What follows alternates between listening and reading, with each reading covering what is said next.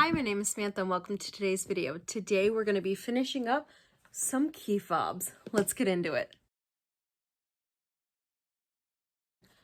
These key fobs have been sitting around since almost a year. I've been working on these on and off. So my key fobs, how I differ from other people is my center stitch line is different. I have all sorts of different stitch lines. And so what I did is I made bundles. So I have a variety of each one, and I have like, this one is the arrow. So what I'll need to do is put that stitch type loaded in my machine, and then I'll pick out all the ones that are the same color. So like white, for example, is the most common thread color, and I'll do all the white ones. Then I'll change the bobbin in the top thread to a different color. Anyways, I've been slowly working at these. So all the ones in the bottom here are done. So like, see how these are done? Okay, so these guys down here are done, but all of these are not done. So today is Monday. Are we going to be able to finish these by the end of the week? And I don't mean putting the hardware, I just mean doing the center stitch length. It's the center stitch. I don't care about putting the hardware on. The hardware is definitely something I could do at a craft show. It gives me something to talk about with people. It's something I could do when I'm not in my craft space. I've talked about this a lot about, you know, using your time wisely. When I'm in my craft room, I want to be doing things at my sewing machine, cutting, ironing, that sort of thing where I can't really do it on the go or in the car. This is something that's super easy to do on the go or in the car. Plus, like at craft shows, there's a lot of lulls, a lot of times when you're not doing anything. And it's good to show that like you are the person that made the stuff. So this is a great example of something to work on during a craft show. Plus it bulks up my inventory a lot. I want to do some wholesale with some of my simpler items like the key chains, key fobs, and the scrunchies.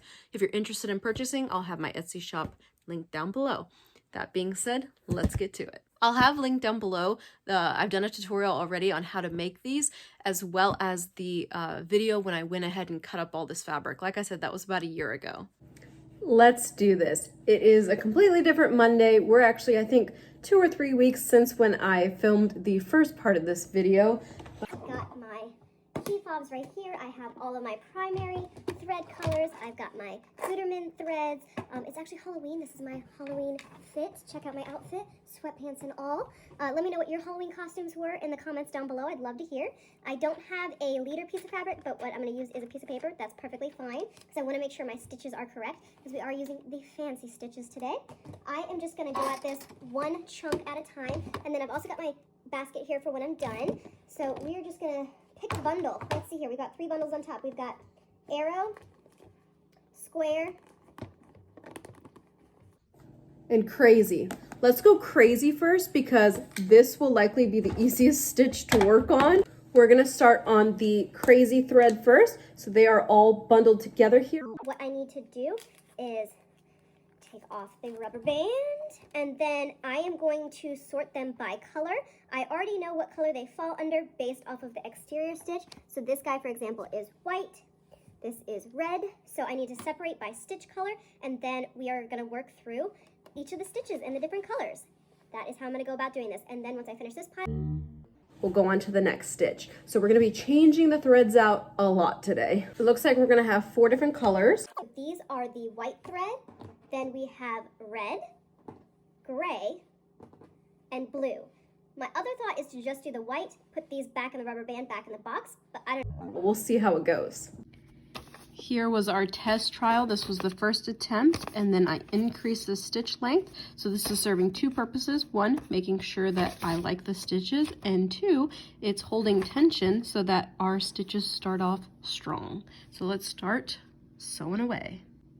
First one done. I love this stitch. I think it's so much fun. Alrighty, and I'm not gonna cut the thread. We're just gonna start chain piecing, and that is gonna keep the tension going. Time for some bobbin chicken. Here, oh, can you even see it with the glare? Here is how much is left. Let me pop it off, hold on. Can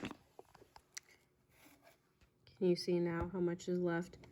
Can we make it to the end of the key fob? Let's go. It keeps stopping because of the bobbin thread. All right, this is gonna take forever to film, so let me just let you know when it's empty. Okay, I don't know if you can tell, but it's no longer spiraled around the core. So I'm gonna say we're at the end. I'm gonna go ahead and do a couple back stitches to secure the stitch. And then I'm gonna cut the thread, and we're gonna need to use a fresh bobbin, which is very frustrating in this kind of design. Okay. I'm not sure if this is gonna work or not, but I did not take my project out. It is still in the exact same place.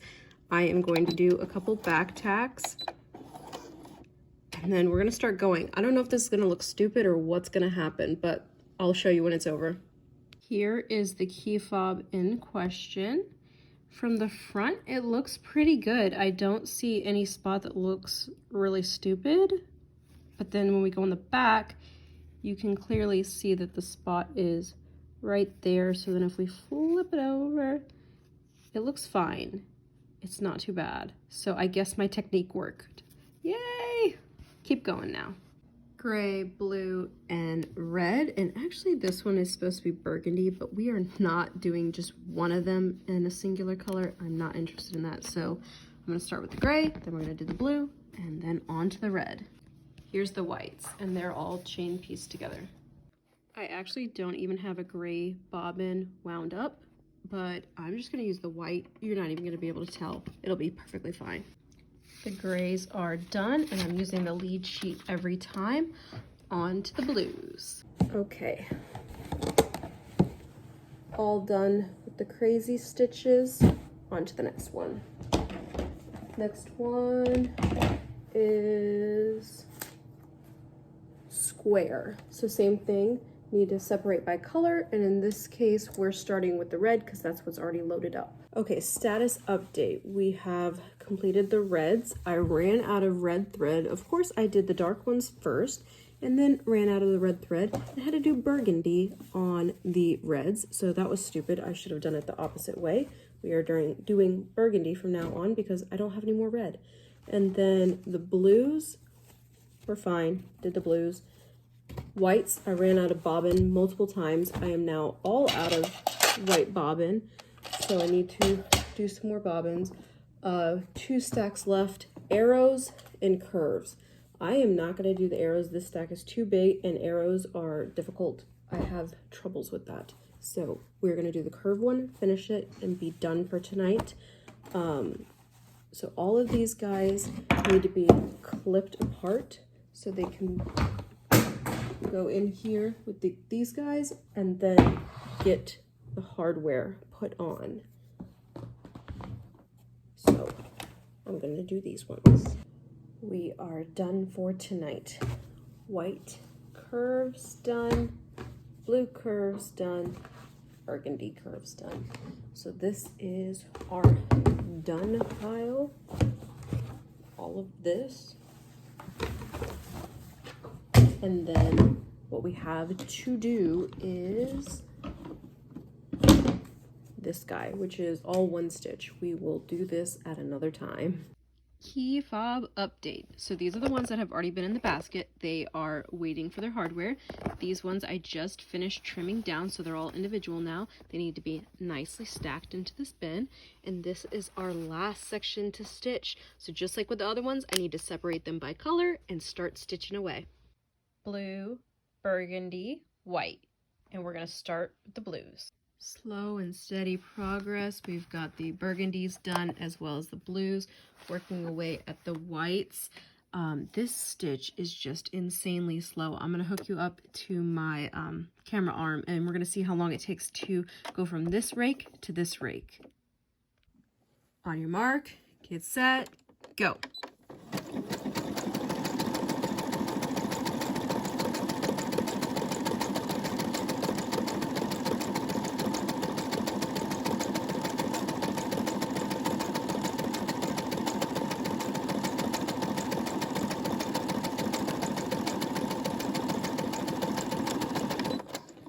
See what I mean? It just takes forever to do the stitch and it doesn't always turn out super well, especially like at the beginnings. As you can see, I was pulling tension on both ends. Let me find the first burgundy here. Well, you can see this one got messed up. This is what I'm talking about. Like, see how this is like super tight together right here? it should be like this. It's a beautiful stitch. I love this stitch. It's just very finicky. You have to have the right tension. It takes a lot of thread. You go through a ton of stitches. So this is the front, this is the back. It's absolutely beautiful, but it's just incredibly slow. So let's keep trucking away and then we'll be done with this step. D-U-N, done. Here's the whites, reds, blues. They need to be cut apart and then they can go meet their friends.